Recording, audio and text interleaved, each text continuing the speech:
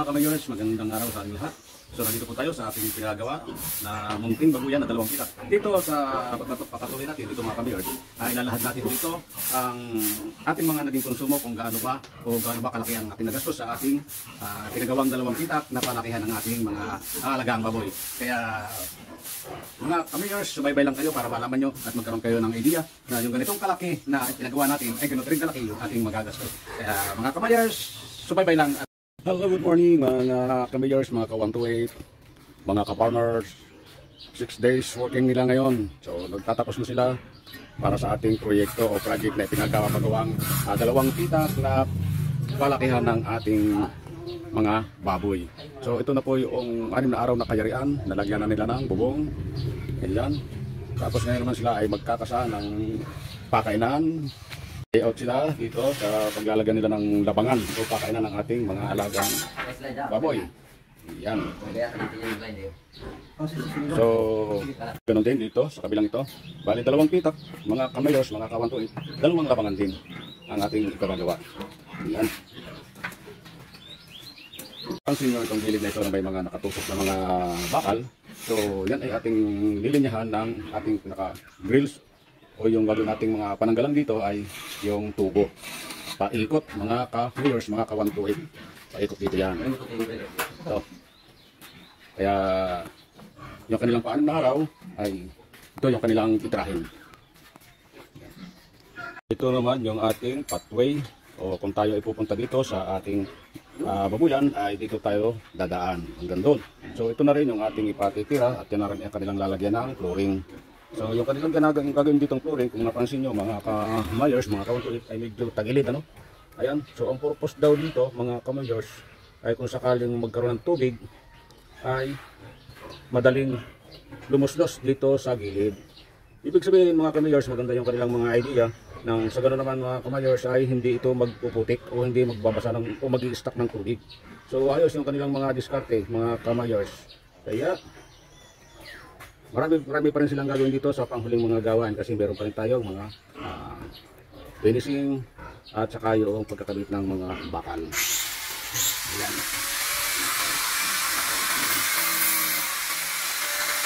Ngayon mga ay i-slide natin daw o i-slide nila yung babaw. Kung napansin nyo yung ay malakaw. Kung papawasan natin yung katapos para sa ganoon mas kaalwan ang paglalagay ng pakain. Kasi ang ating matananggan, mga kawantuhot na kami ay nasa sigilid ng ating woving. Yun. Ito yun, pinampisahan nila yung pagtatapyas. So maganda yung pamamaraan nila rito at ito na rin naman yung ating sinabi na para yung ating pakain so, ay hindi sumabit dito sa kanto na yan.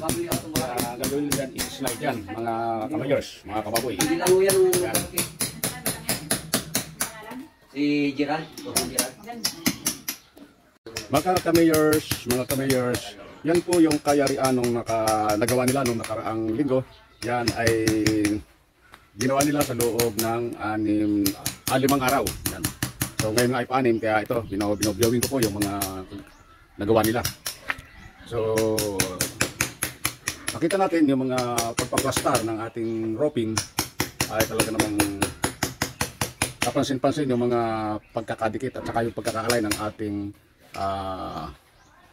trusses na kahoy at saka yung parlins natin. So maganda yung pagkakalapat. Yan mga kamayors. So naging pulido yung kanilang mga trabaho. Ito, napansin nyo. Yan. Inuulit ko, ito yung kanilang 6 na araw. At sa loob ng araw na ito, yun ang kanilang gagawin ay maging finish, maglagay ng bakal sa gilid. Ano po mga kamayors.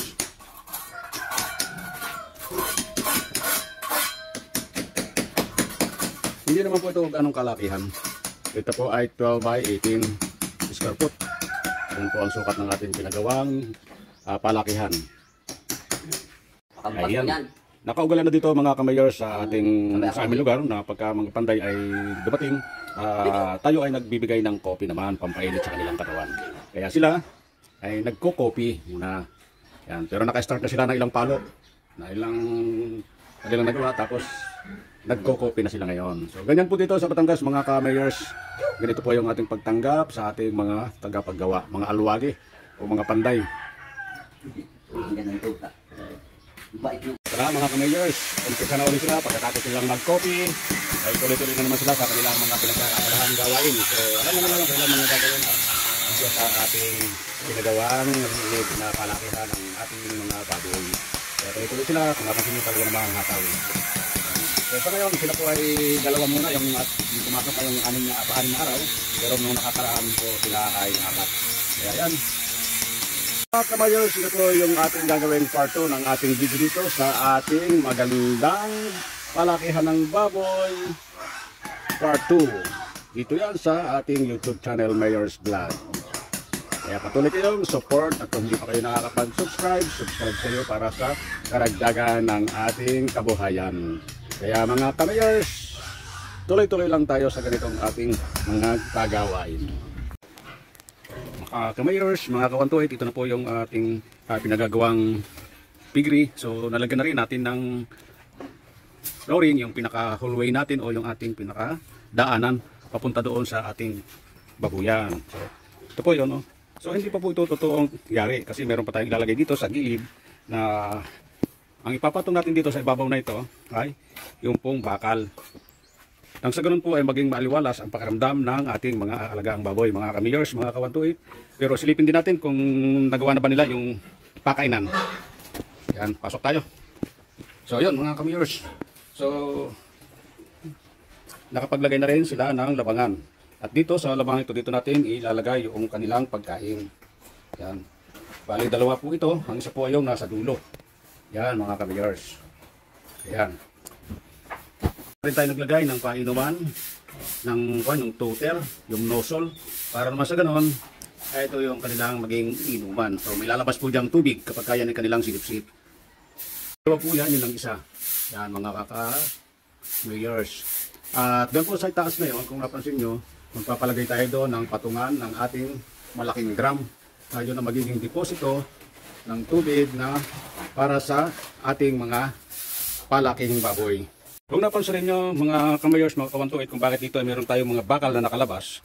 So yan po yung magiging guide ng ating ilalagay na tubo para yung ilalim ay maging matibay at hindi magalaw kapag ka ito ay pinaglaruan ng mga alagang baboy. So yan, ganun po ang ating gagawin at ganun din po yung ating ipagagawa para sa ganun ay maging matibay. Kaya tuloy-tuloy lang at hindi pa rin ito natatapos. Hindi natin alam kung ilang araw pa ito bago matapos kasi sila ay magkakasabukas ng mga bakal, magkakating pa bago pala nila yan maikabit. Okay, at yung pagitan din natin mga kamayers dito sa gitna ay bakal din. Nang sa ganoon ay muling maaliwalas ang pakiramdam ng ating mga baboy at presko ang dating at nang sa ganoon maging malusog ang kanilang paglaki. Yan. Sa ngayon, yan na po yung kayarian ng itaas. Bali ang taas ng ating pinagawang building na ito ay pamula sa flooring mga kamayers, kawantuit, ay ang taas po niyan ay 10 feet.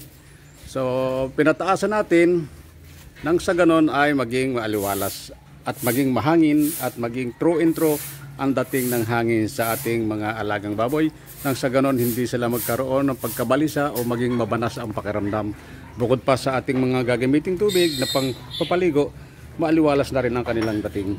So nilakihan na din natin ang poste na ginawa nating disais para sa ganun kung magkaroon man ng mga lindol-lindol dahil dito sa aming lugar ay talaga namang lagi nang lumilindol. Ito ay depensa na rin at naging matibay para hindi agad bumagsak. Yan po ang ating ipinaggagawa at siguro bukas ay mag-start na rin sila sa pagkakabit ng mga baka. Mga kamayers, mga ka-128 o tatak 128, 6 days working tayo ngayon dito sa ating pinagagawang babuyan.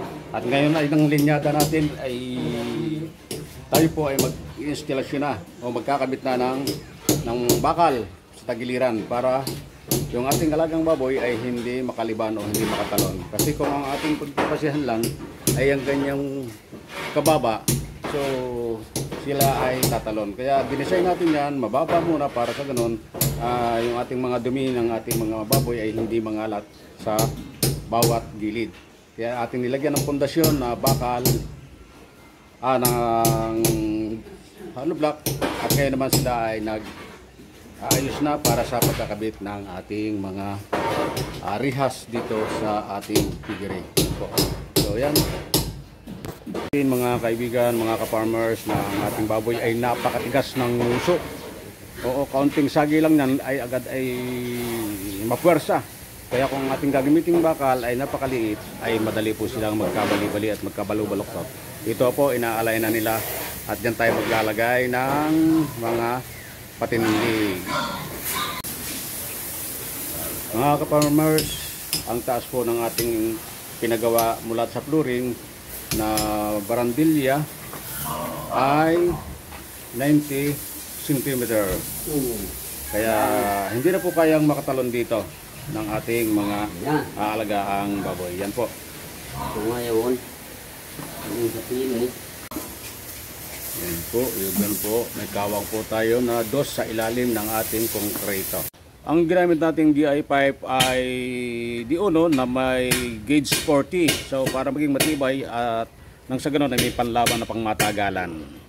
Yan po yung ating pinaka-main na kakabitan ng ating patindig. Yung ating gagamitin patindig na 3/4 na gauge 40 din po yung ating GI pipe para maging matigas at matibay at mahaba ang serbisyo sa ating babuyan.